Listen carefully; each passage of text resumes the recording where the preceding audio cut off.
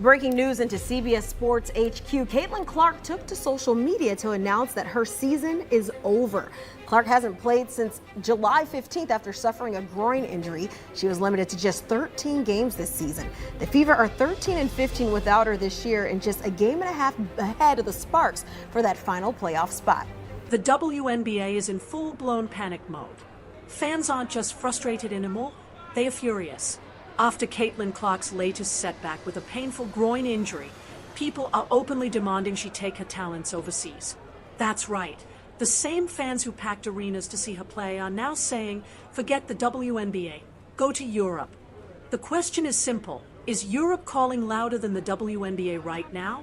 And here's the real debate. Should Caitlin actually make the jump? WNBA ratings' worst nightmare just came true because it was just announced that Caitlin Clark will be out for the rest of the season. She's only played 13 games this season, and her most recent injury, which happened back in July, was a groin injury. The craziest part about all of this has been the reporting around her injury. The team has never given her a timetable for return, and literally up until today, the team had been reporting that she was still trying to get back on the court this season. The Fever only have 3 regular season games left in the season before playoffs. Some fans were even speculating that they've just been stringing fans along the whole time because they know that ratings and attendance would drop once they announced that she's out, which is also so ironic that they announced it the day that football season starts. Anyway, this is not only a huge blow for the Fever, but also for the entire WNBA. Caitlin was out with an injury back in June. Viewership dropped over 50% across the league. That's the kind of effect that she has on things.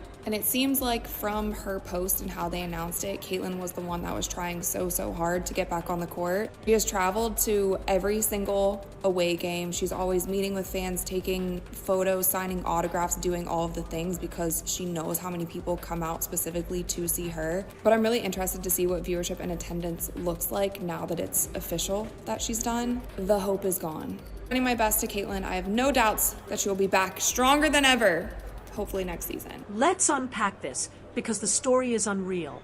Caitlin Clark goes from being the league's golden ticket, the ratings magnet, the single player keeping half the franchises breathing, to suddenly becoming the face of a movement the WNBA never wanted to exist.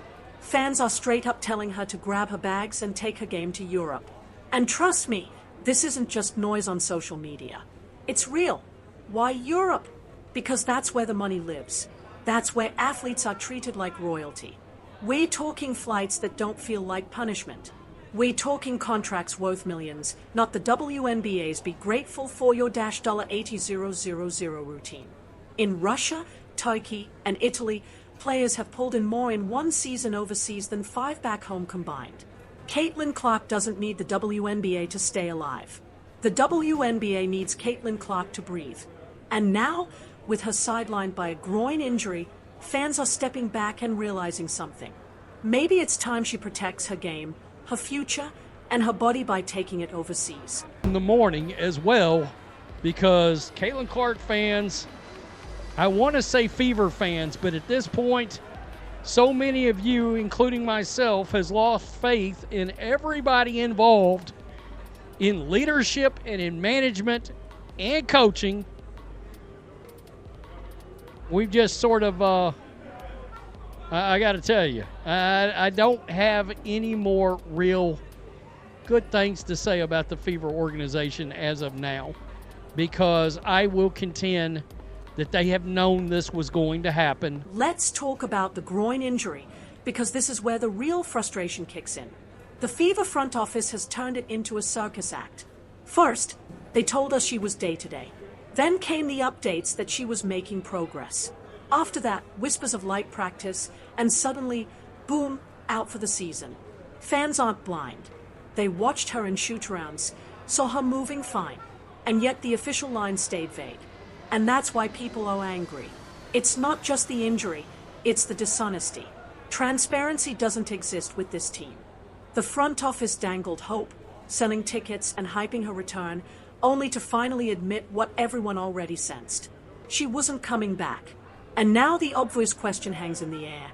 Why should she trust her career to an organization that clearly refuses to value honesty or her long-term health? Will miss the remainder of the W season. Clark hasn't played since July 15th, dealing with a groin injury.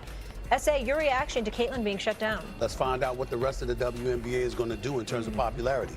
You've been saying up and down that, whether tacitly or directly, that, she's getting too much shine, even though we respect and what have you. We deserve our shine. Well, now's a perfect opportunity for you to prove that. If not, acknowledge her impact on the financial aspects that she brings to the table, adopt the mentality that a rising tide lifts all boats, and learn to have an elevated level of appreciation for what she has brought to the game and assist her in making the league even more profitable. Now, picture this. Caitlin Clark in Spain, Italy, or Turkey, stepping onto courts where arenas overflow with thousands of passionate fans who treat women's basketball like the main event. She wouldn't be stuck with refs letting her get hacked on every possession. She wouldn't be dragging along a roster of role players who collapse under pressure. And she wouldn't be forced to hear teammates minimize her injuries while still using her name to sell out their arena. In Europe, Caitlin wouldn't just shine, she'd be the centerpiece. She'd earn like the superstar she is, be honored like the icon she is, and shielded by a system that knows her worth. That's why fans are pleading, go. Don't waste another prime year in a league that refuses to protect you. Difficult to believe that the Indiana Fever are just now realizing that, hey, she's done for the year. I think this has been done. I told you guys, I put out a video 2 weeks ago saying, man, she's done. She's done. Once they put out the article, when she was supposed to return versus the Minnesota Lynx, supposedly, and then the Scott Agneses and all them start talking about she suffered a bone bruise in Phoenix. I told y'all it was a wrap. Make no mistake, the WNBA is in full panic mode right now. They know that without Caitlin Clark, half the casual fans tuning in simply vanish. The TV deals were inked because of her. The attendance spikes, all because of her. The viral clips lighting up social media, every single one because of her. Her groin injury isn't just a setback for her career. It's an economic crisis for the league. The thought of her bolting for Europe is the nightmare they can't shake. If fans keep chanting for it, and if she even hints at weighing it, the WNBA's bargaining power crumbles instantly. And this goes deeper than one injury. It's about the way Caitlin's been treated since day one.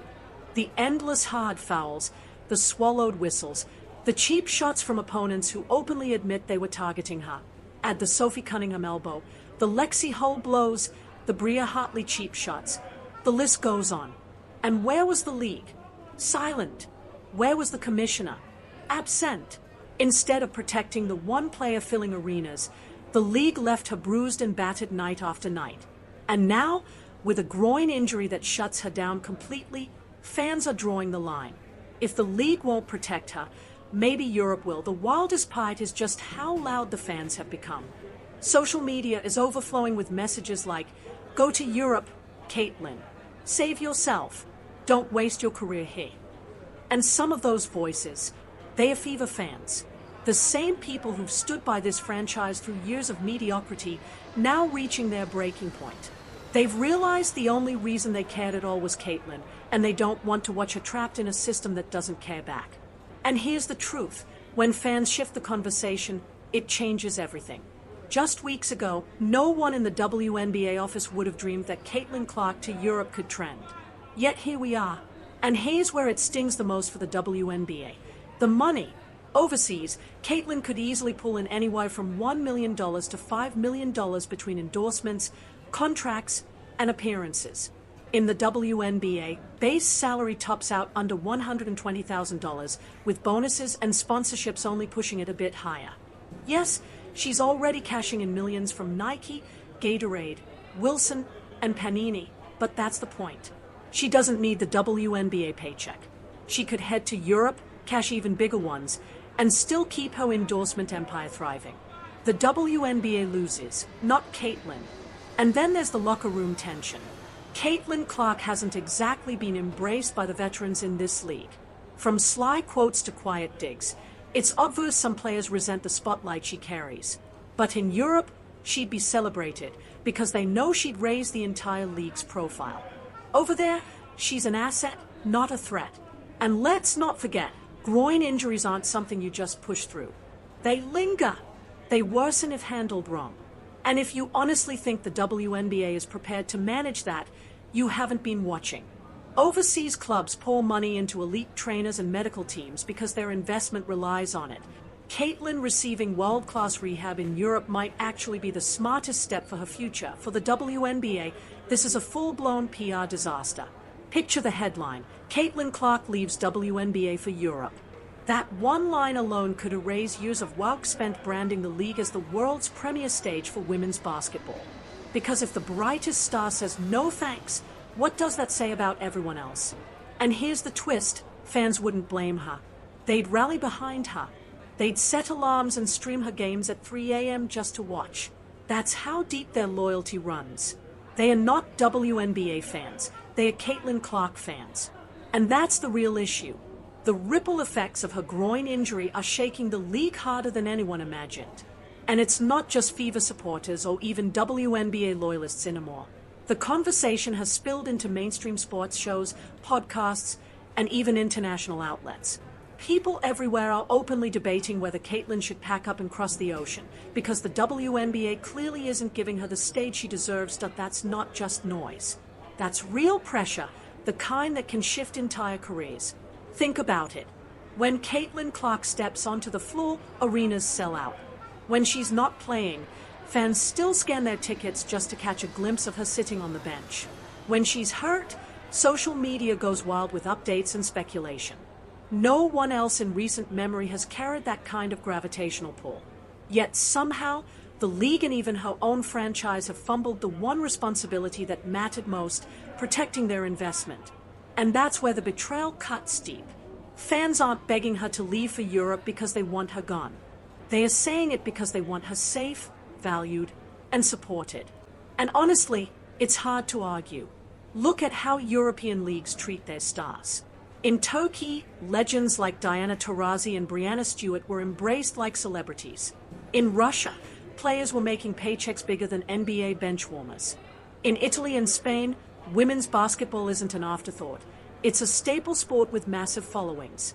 Over there, Caitlin wouldn't be questioned or targeted. She'd be embraced. Instead of putting up with teammates throwing sly remarks or opponents chasing clout with cheap fouls, she'd be the golden ticket. Fans would line up for blocks just to watch her warm up. That's the difference. This groin injury only amplifies the argument. It's not just about money. It's about trust. The Fever and the WNBA told fans she was day to day, then week to week, then improving, and suddenly, season over. Do they really think fans can't see through that? Do they think people forgot watching her sprint in warm-ups? That's why frustration has boiled over. Transparency is gone. And once trust shatters, it's nearly impossible to fix. That's why fans are pointing to Europe, not as some fantasy, but as the solution.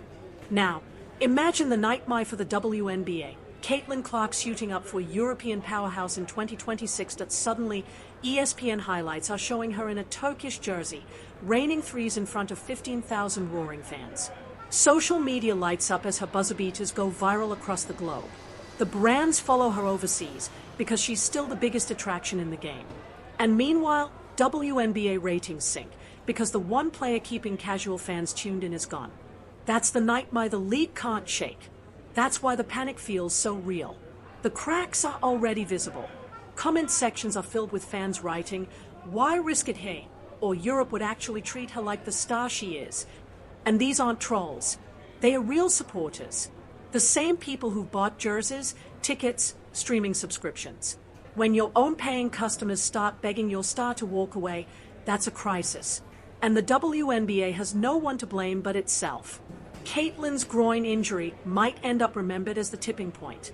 Because now, fans finally have the reason to push the Europe narrative louder. They can point to the lack of care, the vague updates, the relentless hard fouls, the total absence of protection.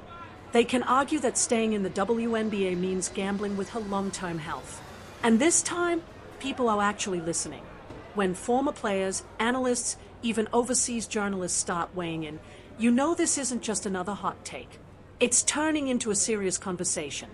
And here's the bigger picture. The WNBA's entire growth strategy for the last 2 years has revolved around Caitlin Clark. She was the centerpiece. The TV deals, the attendance spikes, the expansion chatter, it was all anchored to her. Now picture losing her. The league doesn't have another Caitlin waiting in the shadows. Angel Reese has her following, sure, but her pool isn't in the same stratosphere. Paige Buchers is still in college. Juju Watkins will shine, but not Caitlin-level shine. Remove Clark from the equation, and the league slides right back to where it was: niche coverage, empty seats, casual indifference. That's what the WNBA risks. And here's the irony. Overseas leagues don't need Caitlin Clark to survive. They'd love her presence, sure, but they are already stable. The WNBA, they are the ones dependent on her. That imbalance of power is exactly why fans keep shouting, go to Europe. Because they know Caitlin has choices. She isn't trapped. She isn't leaning on a WNBA paycheck. She could walk away tomorrow and still rank among the most marketable athletes in the world. That's why this groin injury isn't just about recovery. It's about leverage. And in sports, leverage is everything. Athletes like LeBron James, Tom Brady, Serena Williams, they mastered it. And now Caitlin Clark belongs in that same team. She holds the power to reshape not only her own path, but the league's entire direction. If she even whispers about Europe, sponsors and networks panic. If she stays quiet, fans just push harder. Either way, the WNBA is trapped. And all of this because they failed to protect the one player they couldn't afford to lose. But here's the real question. Would Caitlin actually do it? Would she walk away from the WNBA and head to Europe? It's tough to call. She's loyal to her fans. She knows her platform here is enormous, and she's already a household name in America. But loyalty has limits when your body is at risk, and fans keep reminding her, loyalty is a two-way street. If the league won't protect her, why should she protect the league? That's the debate exploding right now. The groin injury will heal. She'll return stronger, no doubt. But the damage isn't only physical, it's reputational. The Fever and WNBA leadership have proven they are either unable or unwilling to be honest. That won't fade quickly, and it won't stop fans from asking, is Caitlin Clark's future really here? Or is the writing already on the wall for a European chapter? And if she left, don't fool yourself. The fans would follow. They'd stream her games at 3 a.m. They'd order jerseys from overseas teams. They'd even travel to see her live. That's how deep her fan base runs. It's not the WNBA's fan base. It's Caitlin's fan base. And that's the danger. The league doesn't own her popularity. They are just borrowing it. And borrowing always runs out. The panic is real. The groin injury lit the spark. And now the fire's spreading. Fans want Caitlin Clark in Europe. The WNBA is desperate to keep her. And Caitlin? She's holding all the cards. Her next move could redefine the sport. Europe or WNBA? That's the question. And right now, after everything we've witnessed, Europe looks better every single day. Fans are demanding change, louder than ever. Whether the WNBA listens is another story. So here's my question to you. If you were Caitlin Clark, would you risk another season in the WNBA or take the money, safety, and respect in Europe? That's the debate, and it's only getting hotter. The WNBA's on the clock. And Caitlin Clark, she's got the world watching. If you're fired up about this story, drop your thoughts in the comments. Smash that like button, hit subscribe, and keep notifications on. I'll keep you updated every time this Caitlin Clark saga takes a new turn.